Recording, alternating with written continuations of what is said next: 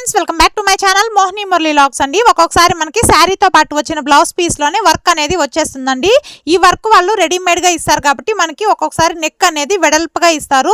ఒక్కొక్కసారి మనకి నెక్ వెడల్పు అనేది తక్కువగా ఉన్నా సరే నెక్ హైట్ అనేది మనకి కరెక్ట్గా ఉండదండి. నెక్ హైట్ అనేది కొంచెం తక్కువగా ఉంటుంది మన ఆది బ్లౌజ్ కన్నా. ఒకవేళ విడ్త్ ఎక్కువగా ఉంటే ఎలా అడ్జస్ట్ చేసుకోవాలి, నెక్ హైట్ అనేది తక్కువగా ఉన్నప్పుడు మనం ఎలా అడ్జస్ట్ చేసుకోవాలి, కిందికి అడ్జస్ట్ చేసుకోవాలా పైకి అడ్జస్ట్ చేసుకోవాలా, ఈ వీడియోలో చాలా క్లియర్గా ఎక్స్ప్లెయిన్ చేస్తాను. వీడియోని అయితే స్కిప్ చేయకుండా చూసేయండి. ఇంక లేట్ చేయకుండా వీడియోలోకి అయితే వెళ్ళిపోదాం, వచ్చేయండి. చూడండి, ఫస్ట్ మనకి నెక్ విడ్త్ అనేది మన ఆది బ్లౌజ్కి తగ్గట్టు ఉందా లేదా చూసుకోవాలండి. ఈ నెక్ విడ్త్ అనేది నేను కుట్టేది పెద్ద సైజ్ బ్లౌజే కాబట్టి ఈ నెక్ విడ్త్ అనేది కరెక్ట్గా సరిపోతుంది. కాకపోతే నెక్ హైట్ అనేది సరిపోలేదండి నాకు. అలాంటప్పుడు మనము కింది వైపు పెంచుకున్నాం అనుకోండి, ఇక్కడ మనకి హైట్ అనేది ఎక్కువ అయిపోతుంది. అలా కాకుండా పై వైపున షోల్డర్ దగ్గర హైట్ అనేది పెంచుకోవాలండి. ఇలా హైట్ తక్కువగా ఇచ్చినప్పుడు. అలాగే మనకు ఒకవేళ నెక్ విడ్త్ అనేది ఎక్కువగా వచ్చిందంటే ఏం చేయాలంటే ఈ రెండింటిని ఇలా మిడిల్లోకి ఫోల్డింగ్ చేసి పెట్టుకోవాలి.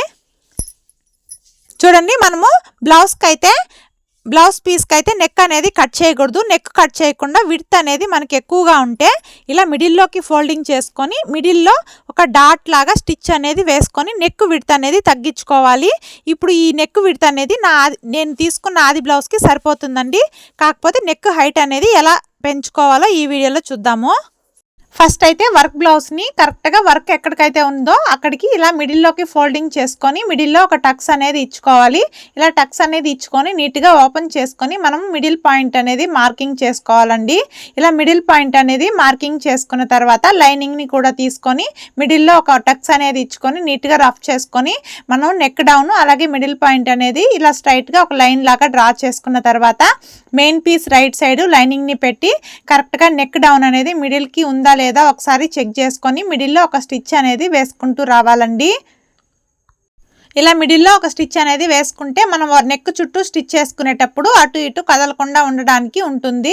ఇలా నెక్ చుట్టూ ఒక స్టిచ్ అనేది వేసుకున్న తర్వాత చూడండి, ఇలా నీట్గా అడ్జస్ట్ చేసుకొని ఇలా వెనక్కి వైపు తిప్పుకొని మనకి వెనక వైపు అయితే నెక్ షేప్ అనేది అలాగే వర్క్ అనేది ఎక్కడికుందో కరెక్ట్గా తెలుస్తుంది కాబట్టి వెనక్కి తిప్పుకొని వర్క్కి ఎడ్జ్న స్టిచ్ పడేలాగా కుట్టుకుంటూ రావాలి. చూడండి, నేనైతే మగ్గం వర్క్ బ్లౌజులకైనా సరే దేనికైనా సరే డబల్ పాదంతోనే స్టిచ్ అనేది వేసుకుంటూ వచ్చేస్తానండి. మళ్ళీ పాదం మార్చాలి అంటే కొంచెం చిరాగ్గా అనిపిస్తుంది నాకు. అందుకని డబల్ పాదంతోనే కొంచెం జాగ్రత్తగా వేసుకున్నట్లయితే నీట్గా వేసుకోవచ్చండి. చూడండి, ఇలా నెక్ చుట్టూ కుట్టు అనేది వేసుకున్న తర్వాత ఎక్స్ట్రా క్లాత్ అనేది కట్ చేసుకోవాలి. ఖర్చు కోసం ఒక 1/2 ఇంచ్ క్లాత్ అనేది వదులుకొని మిడిల్లో ఉన్న ఎక్స్ట్రా క్లాత్ మొత్తం నీట్గా కట్ చేసుకొని నెక్ చుట్టూ షేప్కి తగినట్టు కట్స్ అనేది ఇచ్చుకోవాలి. మనం కట్స్ ఇచ్చుకునేటప్పుడు ఆల్రెడీ మనం వేసిన స్టిచ్ అనేది కట్ అవ్వకుండా కట్స్ అనేది ఇచ్చుకోండి. అలాగే కట్స్ అనేది ఎంత పర్ఫెక్ట్గా ఇచ్చుకుంటే షేప్ అనేది అంత పర్ఫెక్ట్గా వస్తుంది. ఇప్పుడు లైనింగ్ని ఓపెన్ చేసి లైనింగ్ పైన పై కుట్టు అనేది వేసుకోవాలండి. మనం కుట్టుకున్న ఖర్చు ఏదైతే ఉందో అది లైనింగ్ వైపు వచ్చేలాగా నీట్గా సర్దుకొని లైనింగ్ పైన నెక్ చుట్టూ కూడా పై కుట్టు అనేది వేసుకోవాలి. ఇలా పై కుట్టు అనేది వేసుకోవడం వల్ల మనము మెయిన్ పీస్ పైన నెక్ చుట్టూ పై కుట్టు వేసుకునేటప్పుడు లైనింగ్ అనేది పై వైపుకి రాకుండా ఉంటుందండి. చూడండి, ఇప్పుడు లైనింగ్ని వెనక్కి మళ్ళించి main piece right side neck చుట్టూ పై కుట్టు అనేది వేసుకుంటూ రావాలి. ఇలా వేసుకునేటప్పుడు లైనింగ్ అనేది ఎక్కడా కూడా పై వైపుకి కనిపించకుండా క్లాత్ని నీట్గా అడ్జస్ట్ చేసుకుంటూ స్టిచ్ అనేది వేసుకుంటూ రావాలండి మన నెక్ షేప్కు తగినట్టు. మీలో ఎవరైనా మన ఛానల్ని కొత్తగా చూస్తున్నట్లయితే ప్లీజ్ వీడియోని లైక్ చేసి ఛానల్ని సబ్స్క్రైబ్ చేసుకోండి. అలాగే వీడియోకి లైక్ చేసినప్పుడు పక్కన హైప్ అనే ఆప్షన్ వస్తుందండి. దాన్ని ప్రెస్ చేసినట్లయితే కొన్ని పాయింట్స్ అయితే ఇవ్వచ్చండి. అలా ప్రెస్ చేసి హైప్ అనేది చేయండి. చూడండి, నెక్ చుట్టూ పైకుట్టు అనేది వేసుకున్న తర్వాత ఫినిషింగ్ ఎలా ఉందో ఒకసారి మీరే చూడండి.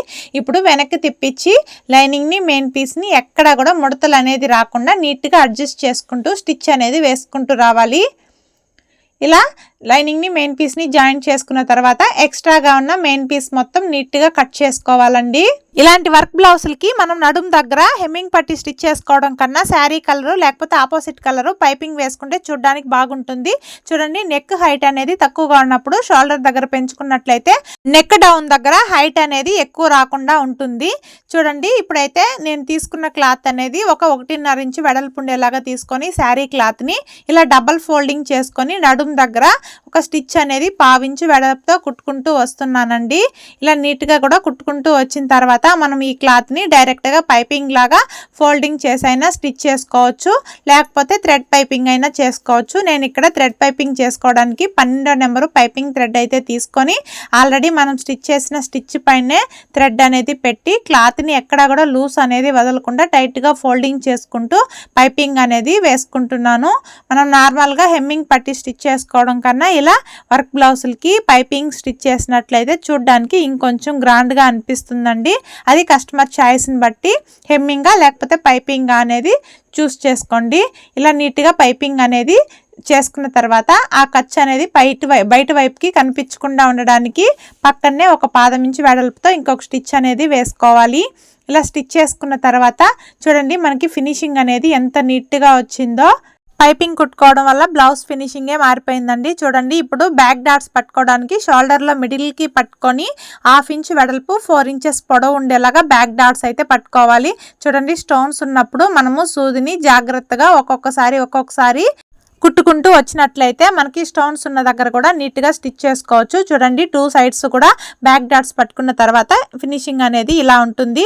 ఈ వీడియోలో మీకు ఏదైనా డౌట్ అనిపిస్తే కమెంట్ సెక్షన్లో కమెంట్ చేయండి. మీ కమెంట్స్కి తప్పకుండా రిప్లై ఇస్తాను. ఈ టిప్స్ మీకు ఎలా అనిపించిందో చెప్పండి. Okay friends, bye friends.